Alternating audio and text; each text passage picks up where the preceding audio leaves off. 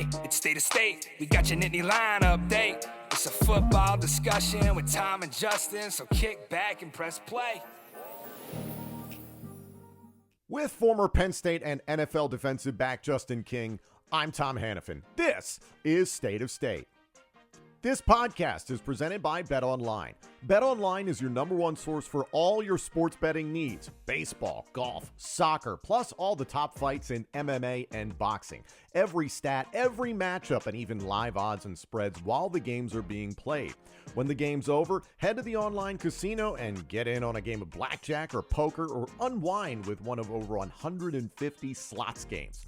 Head to betonline.ag today or use your mobile device to get in on the action. Don't forget to use the promo code BELIEVE, that's B-L-E-A-V, for your 50% welcome bonus on your first deposit. State of State is presented by BetOnline. The game starts here. Are you looking for a higher potential return on your savings? Turn to our sponsor, Save.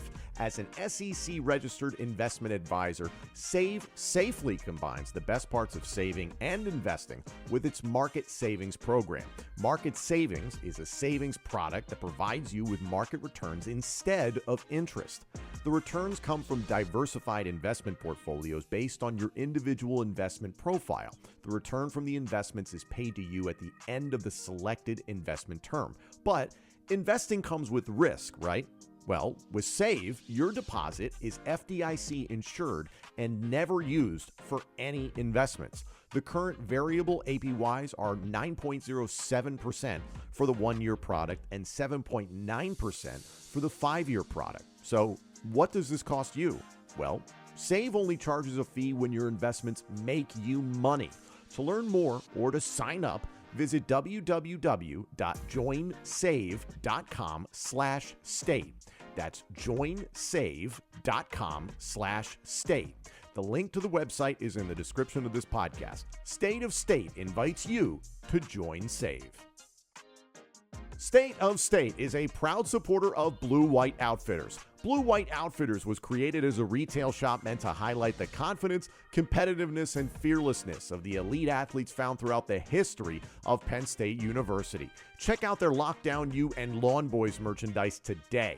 All sales from Blue White Outfitters directly benefit Penn State student athletes. Visit www.bluewhiteoutfitters.com today. Hi, everyone, and welcome to State of State. Today, we are going to be taking a look at some of the comments from last week from head coach James Franklin in regard to what Penn State football is looking at for 2024 through the summer. Some things off the field, some things on the field. There's plenty to dive into. Like, comment, subscribe, rate us, and turn on notifications, and check us out on social media as always. Justin, this was one of the first opportunities in a little while we'd heard from James Franklin in terms of speaking to the media outright. And yes, he was asked once again about the whiteout game. And it did seem very much like James is in a position where if he says something, it could step on some toes. So I can completely understand that he, Pat Kraft, everybody are trying to walk that fine line in regard to what the whiteout is going to be. He said, quote, "If I could tell you when it was, I would. It's not solely my answer or Pat's to give. If we want to provide the opponent, the experience, the time of day that our fans expect, there's a lot of pushing and pulling with the TV networks and the executives on that. I have a pretty good idea of where it's trending. We get pressure across the campus because all the other themes stem from the whiteout and affect other departments on campus. Like the fans, I want it all in regard to the whiteout, but you don't always get it all in life," which I completely understand that. You'd like the opponent and the time of day.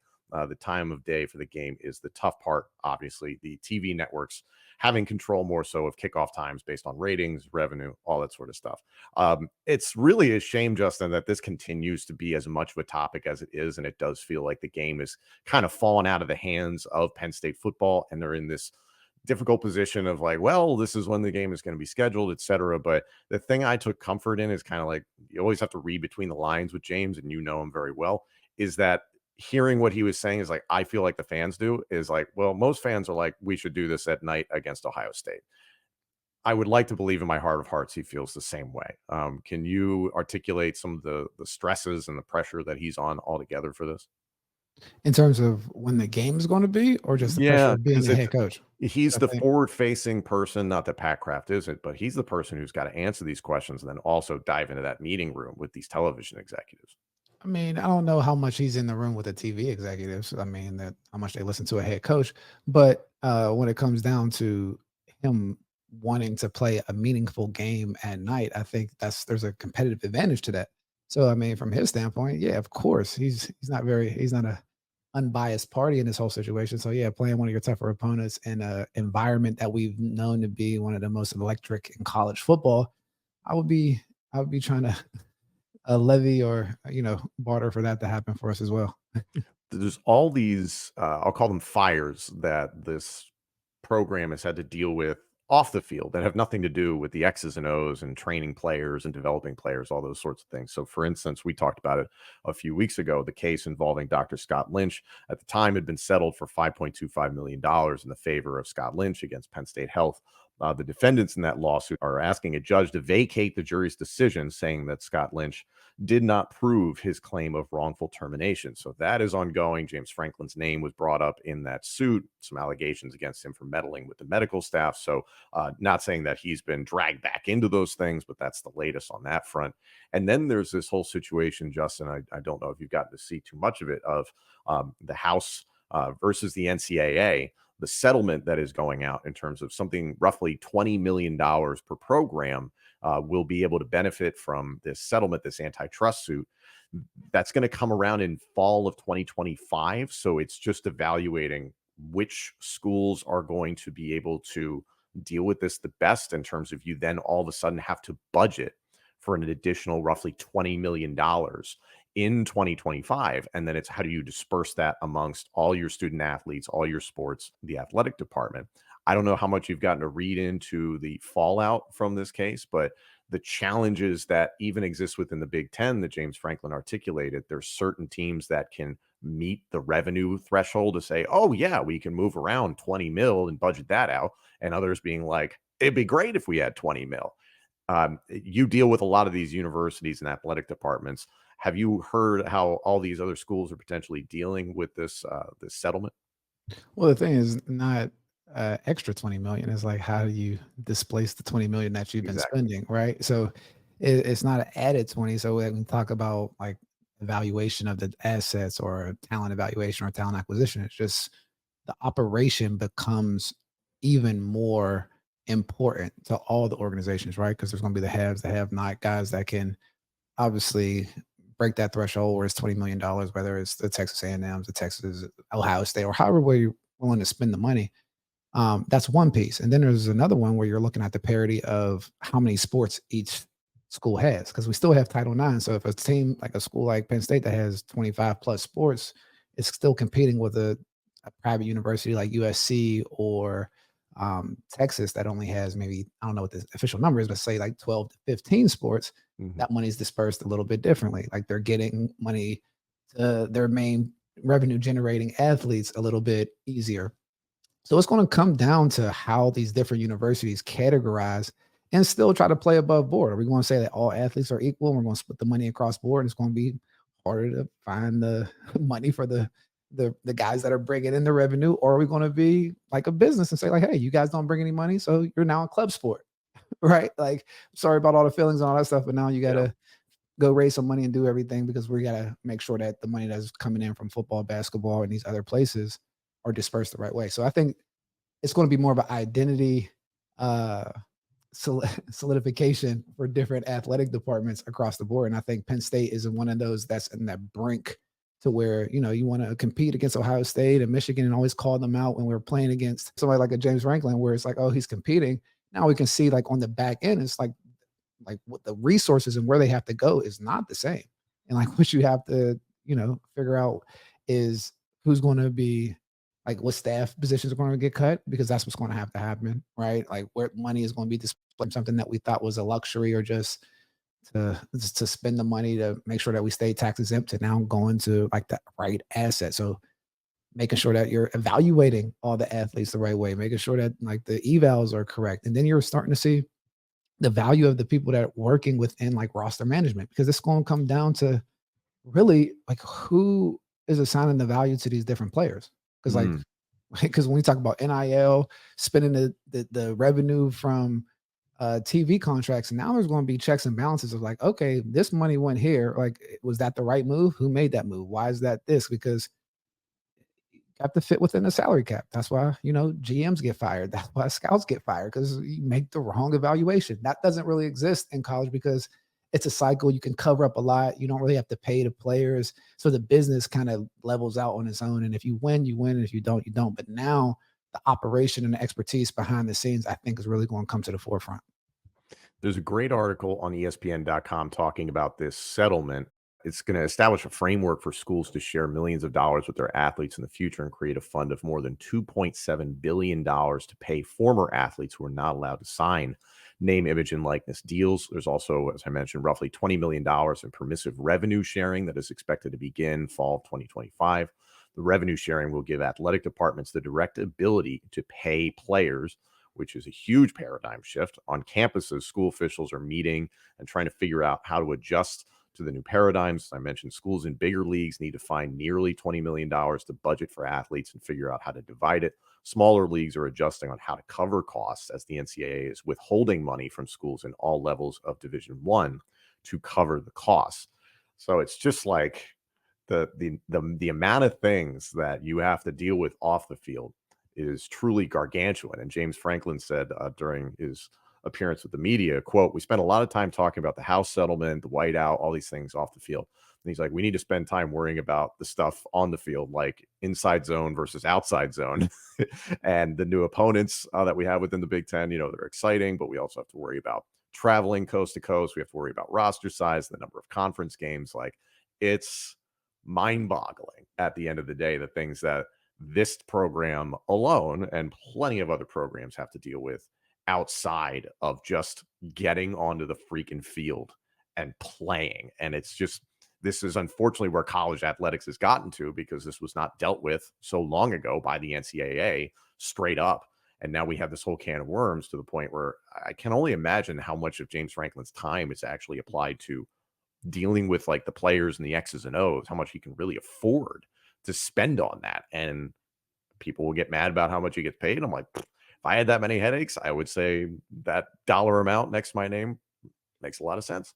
Well, the thing is, that's the common concern, and I'll say angst or anger with a lot of coaches across the country, is that there's like now created, whether it's from an athlete empowerment standpoint, which I mean, athletes need to be empowered, but the way that some people do it that have never been athletes or just from the sidelines, it's from a how can I say, like a fake space, right? Where it's really, you don't look at the consequences that come with some of the things that we implement. So for coaches that are actually that got into it, for sometimes developing young men, they have to do 7 different things before they can even get to the coaching, right? And like players, they have to deal with those 7 different things before they can get better as a player. So when you get down to the core foundation of all these different things that are coming in, it's taking the coaches away from the players, it's taking the players' focus away from getting better, all the different things that you can really monetize or really leverage yourself within this game of football or just sports in general. I think that's where the support is needed within all of college sports, right? Where there's like, okay, let's keep the main thing, whether it's developing athletes, but it's a business. These coaches do have to deal with NIL. Like, they do have to negotiate. They do have asset valuations and recruit and do all this stuff. Deal with the recruiting writers, driving up a player stock that's really not worth anything, and they have to recruit them just to see where it's at. So there's a lot of things within recruiting that just makes for, I guess, wasted time and resources. So like, it's going to be the age of efficiency. We see Facebook and Mark Zuckerberg and everything, where it's like cutting out all the middlemen and all these different people. Like, I think that's what we're about to see in college sports in general. It's a lot of meat on the bone, a lot of fat. When you don't have to play the quote unquote employees, it's really easy to operate. But now they're going to see it's extremely hard, and who's actually providing value from a coaching standpoint, from a recruiting standpoint, from a personnel standpoint, from an administration standpoint, from a team building standpoint, player development, all these different things that you're selling now as a program has to fit within, and also delivering some funds to the players. So it's dynamic, but this is why LIG Sports Group exists. We saw this coming because it's a support for everything throughout the ecosystem. And you see that it's limited within, the operations and the programs. And on top of that, again, we've talked about the renovations to Beaver Stadium. James Franklin was talking about we needed to renovate Haluba and Lash, our practice facilities, everything in that respect. And then getting to Beaver Stadium, this is going to benefit the entirety of the university, the athletic department, all these other sports, because football is king at Penn State. Not saying that it's the most important thing, but it's the highest revenue earning thing. And it does take care of everything else in that ecosystem, as you always talk about. So this is a step in the right direction off the field altogether. So people that were like $700 million, oh my God, I was like, it's necessary. This is what you have to do to be competitive and ultimately move your program forward. And if not, you get left behind. Diving more into some of the things on the field, I think that's the important thing. We talked so much about the business of college football. James Franklin was asked about how he feels Andy Kotelnicki has done as the new offensive coordinator. I was very curious what you would feel about this quote, Justin. Franklin said, Kotelnicki's done a great job with the staff, the players, the scheme, the morale. We have not changed a whole lot in terms of the things that we've done here in the past. And what I mean is some aspects of what you saw with Joe Moorhead, some aspects you saw with Mike Yurcich, but we're back to doing all of those things again. I think it's going to make us tough to defend when you're using multiple personnel groups, multiple sets, multiple tempos. I think the running backs have the chance to reap the rewards from that, getting the ball into their hands in a lot of different ways. One of the biggest issues we had last year was in explosive plays. The more we can be explosive, specifically in the passing game, will allow us to be more explosive in the running game, especially with running back touches. One thing I'm adamant about is getting the ball into your best player's hands. That line there about we have not changed a whole lot in terms of the things that we've done in the past. And what I mean is some of the aspects you saw with Moorhead and some of the aspects you saw with Yurcich. As someone who was there when Moorhead was there, and we've obviously observed what the Yurcich era was, and now we're about to see what Kotelnicki is all about. What do you think specifically James is pointing at from all these different offensive coordinators we've seen come through? I mean, you're trying to keep up when we talk about like how different aspects happen within coaching staff turnover, identity, and your offense, and all these different aspects. I mean, Jomo became a head coach, right? So you have to replace that. Like, we get lightning in a bottle one time, and he got Gerard Parker. He ended up, I mean, he wasn't an OC; he was only a receivers coach. But just the constant flow of receiver coaches and offensive coordinators. I mean, I think it's a dual edge problem when you talk about lack of consistency. But at the same time, that comes with college football with success, and it's just a matter of replacing those guys and having a depth of coaches, like a depth chart of coaches to replace them that fit within your identity. And some of those guys are hard to find. So you mean it comes down to cultivating offensive coaches, cultivating talent that's within your identity and seeing that thing through. Because we think of Jomo versus these other guys, it seemed like Jomo, when he came, there was a part of James's offense, but Jomo had his own offensive identity and philosophy that kind of came along with it. And these guys did as well. But I think there was more of a merging with these later offensive coordinators. And like, let's not forget the weapons. You only can make a recipe based on the ingredients that you have, right? So like Jomo had Saquon and Miles Sanders and all the receivers. Cage. I think so. He had different ingredients. So I think it gets down to first finding the right ingredients and using Andy Kotelnicki. Let's see what he can cook up. Getting the ball into your best player's hands. I think we're going to see Nick Singleton shine this year. I hope we see Nick Singleton shine this year because justifiably he should be a focus. Katron Allen, I think we know what he's all about, and I expect to see him build on that. And then Tyler Warren is a guy that I think has really got a great opportunity to break out this year. A player that James Franklin was asked directly about was Trey Wallace at wide receiver. We've talked ad nauseum about how the wide receivers have not been very good, and there's been some concern about the depth and the overall productivity from that room, especially going into 2024, what it could be. James said in regards to Trey Wallace, quote, "We thought he was going to have a big year last year, but that got limited through no fault of his own. We feel that way, and probably more so this year. He's very hungry because I think there's frustration from last year. He had a great spring and summer. We expect him to have a big year for us. We need for him to have a big year for us." That's something that want versus need. That's not a lot. You don't hear that a lot from James in terms of talking about a specific player. What do you think about that? Time is ticking in college football and college sports. So I think that's what we're saying. Like there isn't time. This isn't the development age. This is the produce age. This is the production and results age. So like that's what he's referring to. It's not like he's year two. We sit back and wait. He's sending a message saying like, yeah, we need to make sure this happens now because if not, we're trying to win and we need to win now. I think because he is dealing with different internal structures where it's like, hey, there's some people that in Penn State, like you said, don't want to spend the $700 million. Like he's still trying to do his job. So again, it all comes down to the core aspect of the business. And it's, I mean, I hate to say it is the players and like the talent level of the players, the preparedness of the players, like the mental stability of the players.